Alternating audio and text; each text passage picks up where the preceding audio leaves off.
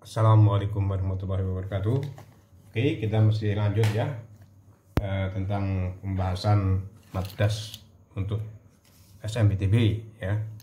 Nah, di sini juga kebetulan ada pertanyaan ya, Pak, bahas tentang lanjut tentang apa itu namanya di kolom komentar saya itu tentang fungsi ganjil genap, maksudnya fungsi ganjil, fungsi genap ya. Nah, yang dimaksud mungkin soal yang kemarin itu keluar ya tahun 2023 ya. Ini akan saya bahas ya, tapi saya bahas yang prediksinya dulu. Oke ya.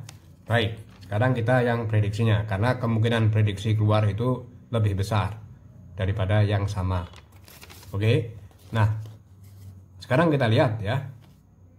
Prediksi saya yang keluar itu kira-kira kalau kemarin itu fungsi genap, ini fungsi ganjil.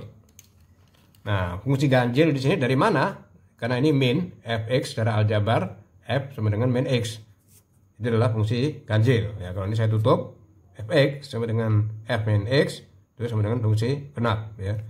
Secara bodohnya, secara sederhana itu kalau kita bicara fungsi ganjil, fungsi genap itu kalau untuk fx satu variabel x ya, itu ya namanya ganjil ya, x pangkat 3, x pangkat 5, x pangkat 7 dan x pangkat genap yang lainnya ya sampai berapapun ya. Dan jangan lupa ya, ada satu x itu juga merupakan fungsi apa? Fungsi ganjil ya, karena berlaku untuk soal yang ada di sini. Oke, nah sekarang kita lanjut ya. Ini secara sederhana, tapi apakah ini? Enggak ya, bisa banyak, bisa xn ditambah x pangkat m ya, bahkan bisa per xn tambah x per xm tambah xn ditambah c dan lain-lain. Jadi banyak ya. Nah, di sini kita nggak bisa menduga-duga. Untungnya dijelaskan ya bahwa xn sama dengan c, n lebih besar sama dengan 1 dan c lebih besar sama dengan 0 ya. Dan untungnya lagi pertanyaannya maka nilai minimum. Nah, untuk nilai minimum berarti kalau kita ambil ya y ya, kita ambil nih x pangkat n plus c ya, dan minimum atau enggak itu tergantung y-nya kan ya. Maka dia untuk minimum dia pangkat 1. Sayangnya dia tidak boleh karena n lebih besar sama dengan 1 ya. 1 tidak boleh, berarti dia x pangkat 3. Karena dia minimum kan yang ditanyakan kan. Ditambah tentu aja ini c-nya dia lebih besar, positif, berarti ya yang seminimum mungkin yaitu 0. Y sama dengan x pangkat 3. Nah itu ya. Nah sekarang baru kita buat grafiknya x pangkat 3 ya, semua juga udah tahu ya. Nah di sini secara geometri itu simetris sudah titik asal ya. Jadi ya kita boleh kita buat ya, kalau lupa ya nggak apa-apa. 0 1 1 ya, kemudian 2 itu 8 ya di sini gitu ya. Nah kebalikan sini min 1 ya. Ini kemudian min 2 itu min 8 ya. Kira-kira grafiknya kayak beginilah ya, kira-kira grafik itu kayak beginilah ya. Di sini agak kena di sini ya. Nah kayak beginilah ya grafiknya kira-kira.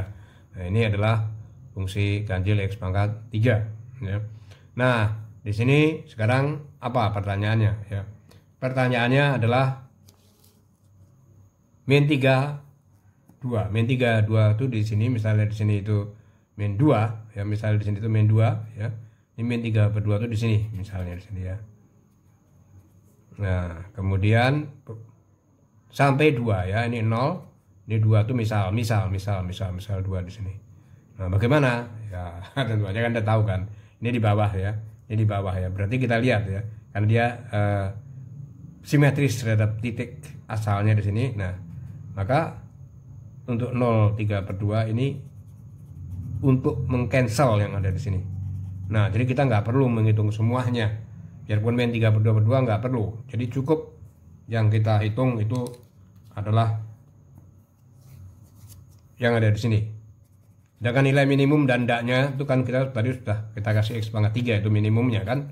Nah, untuk fungsi ganjil maka tinggal kita masukin. Ya, kita masukin. Maka di sini ya masukin aja x, ini 2, ini 3, kemudian dia x pangkat 3 dx ya, sama dengan langsung aja 1/4 x pangkat 4 dengan batas 2, 3/2 3/2 ya. Tuh sama dengan 1/4. 2/16 kurangin 9 dia di sini ya.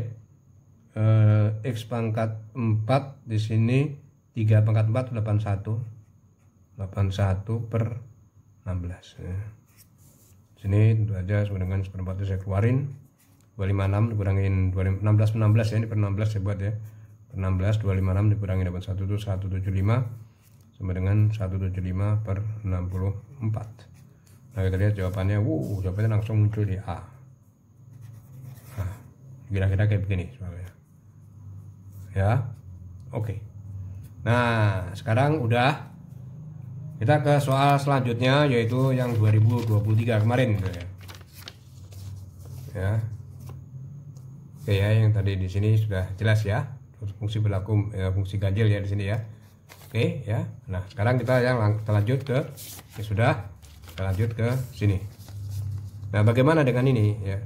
Perhatikan baik-baik ya. Tadi kalau untuk fungsi ganjil itu simetris terhadap titik asalnya, untuk fungsi genap secara geometri ya. Kalau secara aljabar fx sama dengan f min x itu adalah fungsi ganjil. Fungsi genap ya. Itu fungsi genap di sini. Nah, kemudian kita gambar dulu.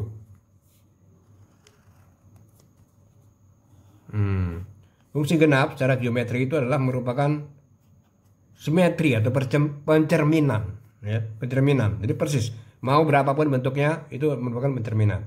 Satu hal, kalau ada seperti kayak begini ya, jangan coba-coba ya kita mencari fx-nya. Jangan coba-coba di sini karena fungsi genap dan ganjil itu bukan hanya satu variabel x aja ya. Ya, jangan coba-coba di situ ya. Makanya kita di sini kita atasin dengan cara konsep, yaitu dia secara geometri apa? Secara geometri dia merupakan pencerminan. Misal kita mau gini boleh ya, mau gini boleh, ini x kuadrat misalnya di sini ya. Misalnya di sini. Nah, sekarang tinggal kita masukin. Angka-angkanya itu kita masukin dari yang paling kecil. Pertanyaannya min 79, min 7 mana di sini? Misal min 7 di sini. Nah, ini 0.